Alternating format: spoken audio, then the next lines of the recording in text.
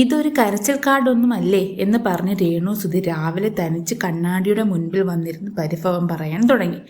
അടുത്തിരുന്ന തത്തയെ എടുത്ത് എൻ്റെ പൊന്നു തത്തമ്മേ എന്ന് പറഞ്ഞു തുടങ്ങിയപ്പോഴാണ് അതിന് കണ്ണില്ല എന്ന കാര്യം ശ്രദ്ധിച്ചത്.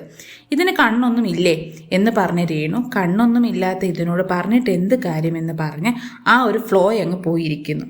പിന്നെ വീണ്ടും വീട്ടിൽ അമ്മയാണെങ്കിൽ രാവിലെ കാപ്പിയും ബിസ്ക്കറ്റും തരും ബിഗ് ബോസെ എന്ന് പറയുകയും മക്കളായ റിത്തപ്പനെയും കിച്ചുവിനെയും മിസ് ചെയ്യുന്നു എന്നും പറയുന്നു.